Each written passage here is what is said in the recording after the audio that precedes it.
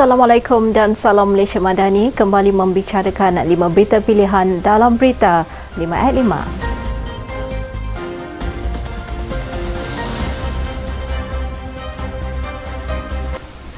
Menteri Undang-Undang dan Reformasi Institusi Datuk Seri Azalina Othman Said mengadakan pertemuan dengan Menteri Keadilan Thailand TYT Tawi Sot Song semasa lawatan kerjanya ke Bangkok baru-baru ini.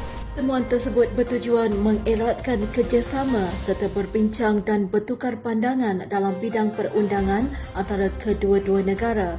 Menerusi hantaran di laman Facebooknya, beliau yang juga Ketua Penerangan UMNO telah menyampaikan jemputan kepada TYT Tawi Sot Song untuk menghadiri KL Forum 2024 yang akan diadakan pada 13 November ini. Jelasnya forum tersebut bakal mengumpulkan pakar perundangan ASEAN dalam bidang timbang tara bagi membentuk kerjasama dalam bidang tersebut.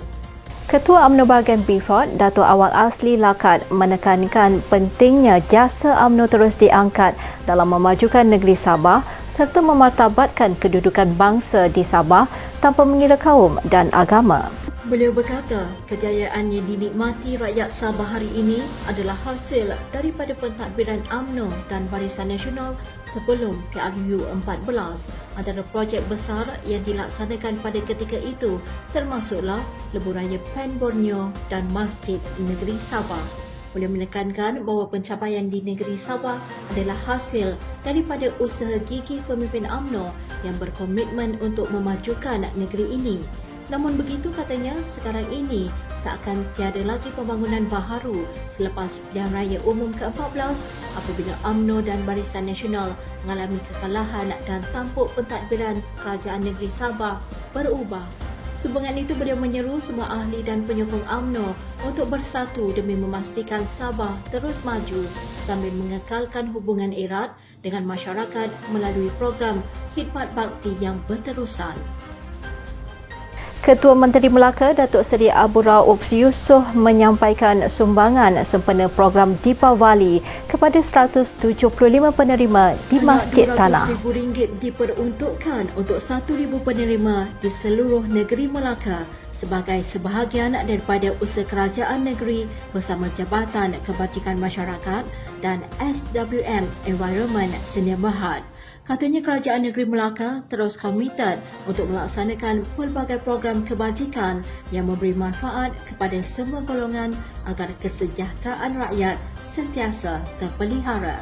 Beliau menyatakan bahawa kerajaan sangat cakna dengan kesulitan yang dialami oleh golongan seperti anak yatim, warga emas, orang kelainan upaya, ibu tunggal dan mereka yang kurang berkemampuan.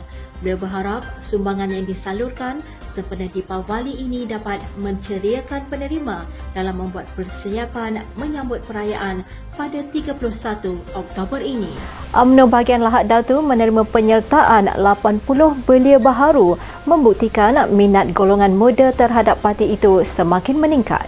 Ketua UMNO bahagian Lahad Datu, Sharif Musa Sharif Mabul menyatakan bahawa penyertaan ini mencerminkan kematangan belia dalam membuat pilihan politik.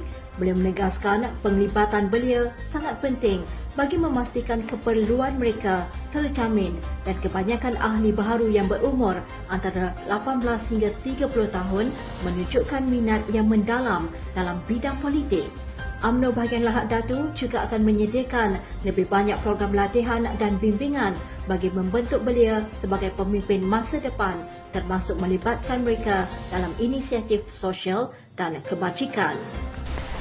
Timbalan Perdana Menteri Datuk Seri Dr. Ahmad Zahid Hamidi memaklumkan bahawa Dasar Sosial Negara 2030 yang dilancarkan semalam sebagai bukti komitmen kerajaan dalam membina sebuah negara yang sejahtera, inklusif dan progresif. Menjelaskan bahawa DSN 2030 merupakan hasil kerjasama antara kementerian, agensi kerajaan, sektor swasta dan masyarakat bagi menangani isu sosial secara holistik.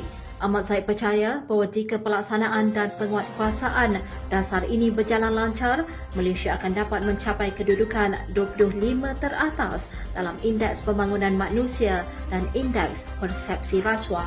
Majlis pelancaran yang diadakan di Pusat Dagangan Dunia Kuala Lumpur turut dihadiri oleh beberapa menteri termasuk Menteri Komunikasi Fahmi Fadzil dan Menteri Pembangunan Wanita, Keluarga dan Masyarakat iaitu Datuk Seri Nancy Shukri. Sekian dari saya Kaslinda Abdul Kadir. Jangan lupa temu janji kita Isnin hingga Jumaat jam 5 petang. 5 berita pilihan hanya di Berita 5 at 5. Assalamualaikum dan salam Malaysia Madani.